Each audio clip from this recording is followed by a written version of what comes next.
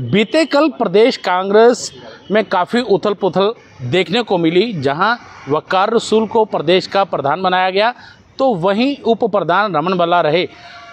Campaign committee के chairman Ghulam Nabi Azad बनाए गए, लेकिन ठीक 1 घंटे बाद गुलाम नबी आज़ाद ने इस्तीफ़ा दे दिया। क्या वजह रही, ये कोई बताने वाली बात नहीं है। इससे पहले भी कांग्रेस से नाराज़ चलते रहे हैं गुलाम नबी आज़ाद। इस वक्त हमारे साथ अश्विनी हांडा है, जो कांग्रेस के ही नेता, फायरब्रांड नेता हैं। कई बार आपने इनको टीवी पर देखा होगा। क्या कहेंगे, क्या वजह रही गुलाम नबी आज़ाद जो हैं उन्होंने 1 घंटे बाद ही अपना इस्तीफ़ा जो है चेयरमैन पद से दे दिया? देखिए, आज़ाद साहब ने तो ये कहा कि मेरी स्वास्थ्य ठीक नहीं है, उनकी वजह से वह इस्तीफ़ा दे रहे हैं। लेकिन हमें लगता है कि वो जो ये कमेटी बनाई गई है, इलेक्शन कैंपेन कमेटी, उससे मुतफिक नहीं थे, उसकी वजह से उन्होंने रिज़ाइन किया है। क्योंकि उनको लगता है और जम्मू कश्मीर के कांग्रेस के कार्यकर्ताओं को लगता है कि उनके साथ अनदेखी हुई है, कार्यकर्ताओं को जो है वो एकोमोडेट नहीं किया गया है, बनिस्बत उसके उन लोगों को एकोमोडेट किया गया है जो आज लोग बड़ी पोस्ट पे हैं और उनके चाटुकारिता करने के लिए जो लोग उनके साथ हैं।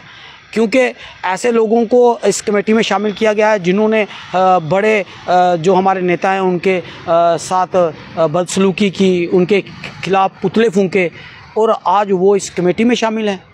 तो इससे तो इनडिसिप्लिन कमेटी जो बनाई गई है, इससे तो और इनडिसिप्लिन पैदा होगा जब ऐसे लोगों को आप तरजीह देंगे, उनको ऐसी कमेटीज़ में जो है वो शामिल करेंगे। रही बात जहां Jammu Kashmir election campaign committee Congress इकाई की बनाने की, तो जम्मू कश्मीर में अभी चुनाव नहीं थे, इस प्रकार की कमेटी बनाने का कोई औचित्य नहीं है। क्योंकि ये तब था जब यहाँ पे इलेक्शन होते।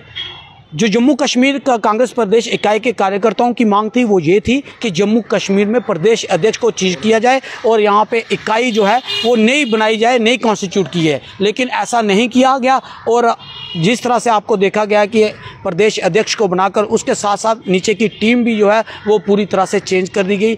AICC द्वारा जम्मू कश्मीर के जो लोकल लीडर हैं, जो लोकल कार्यकर्ता हैं, उनको कॉन्फिडेंस में नहीं लिया गया। और सबसे बड़ी बात है कि आज़ाद साहब की इसमें कंसेंट नहीं ली गई, जो सबसे बड़ी परेशानी का कारण है। क्योंकि आज़ाद साहब एक ऐसे अकेले नेता है जो जम्मू कश्मीर की कांग्रेस को किसी बुलंदी तक ले जा सकते हैं, सत्ता तक ले जा सकते हैं, जम्मू कश्मीर के नागरिकों का उनका खोया हुआ अधिकार जो है वो दिलवा सकते हैं, जम्मू कश्मीर के जो स्टेटहुड का जो एक मुहिम चल रही है उसको वापस स्टेटहुड दिलवा सकते हैं। वो अकेले नेता जो हैं वो श्री गुलाम नबी आज़ाद साहब है, लेकिन कहीं ना कहीं उनकी अनदेखी की गई है। आपको लगता नहीं है एक बार पहले भी इसी प्रकार से जो है उनकी अनदेखी होती रही है? बीच में कई खबरें सामने आती रही कि गुलाम नबी आज़ाद जो है, आला कमान जो है वो गुलाम नबी आज़ाद से नाराज़ चल रही है। जब नरेंद्र मोदी ने उनकी तारीफ़ की थी, तो ऐसे में लगता नहीं है गुलाम नबी आज़ाद को एक बार फिर से एक साइड लाइन करने की कोशिश जो है वो आला कमान के द्वारा की जा रही है?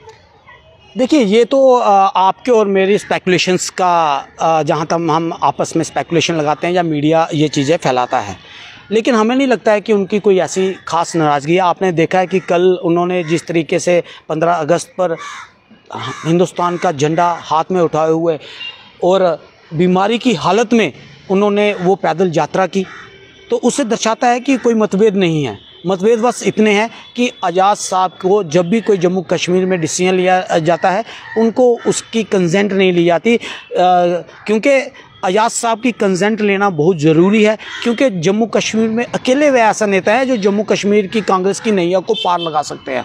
लेकिन बड़ा दुर्भाग्य है कि हाईकमान तक मैसेज जो कार्यकर्ताओं का है वो डिलीवर नहीं होता प्रॉपर तरीके से। इसकी वजह से कहीं ना कहीं मिसकम्युनिकेशन रह जाता है, उसकी वजह से जो है वो ये दिक्कतें आती हैं। क्योंकि जो भी हमारे दिल्ली से यहाँ पे प्रभारी हैं वो लगता है कि वो कुछ चंद लोगों से घिरे हुए हैं, उनकी ये एडवाइस लेते हैं, बाकियों को दरकिनार किया जाता है। पिछले 2.5 साल से कोई ऐसी मीटिंग नहीं हुई कि जो आम कार्यकर्ता से या बड़े नेता से उनकी राय मांगी गई हो। ये सिर्फ़ और सिर्फ 4 लोग बैठकर ये डिसीजन लेते हैं, उसकी वजह से ये सारी चीज़ें जो है वो उत्पन्न होती है, ऐसे मतभेद उत्पन्न होते हैं। कहीं ना कहीं पहले भी नाराज़गी चलती रही है। यहाँ 2 गुट बन गए थे, सोज साहब का गुट अलग था, गुलाम नबी आज़ाद का गुट अलग था। तो ऐसे में एक बार फिर कन्फ्लिक्ट पैदा हो रहा है। देखिए, जम्मू कश्मीर में प्रॉब्लम ये है कि यहाँ पर हर कोई नेता बड़े कद का नेता है। हर नेता जो है वो अपना जीवन का 30 से 40 वर्ष दे चुका है कांग्रेस पार्टी को। हर नेता जो है वो मिनिस्ट्री लेवल तक जम्मू कश्मीर में जो है वो अपनी सेवाएं दे चुका है।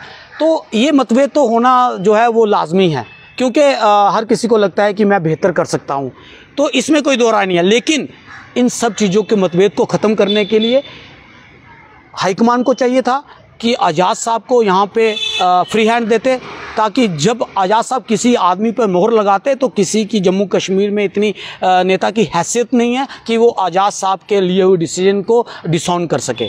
तो ये सबसे बड़ी प्रॉब्लम है कि आज़ाद साहब को कॉन्फिडेंस में नहीं लिया गया और उनको इस कमेटी का चेयरमैन बना दिया गया, जिसका आपने नतीजा देखा कि उन्होंने एक घंटे के बाद ही रिज़ाइन दे दिया, क्योंकि वो इस कमेटी से सहमत नहीं थे। और फिर उनकी स्वास्थ्य भी है कि उनका स्वास्थ्य ठीक नहीं चल रहा है।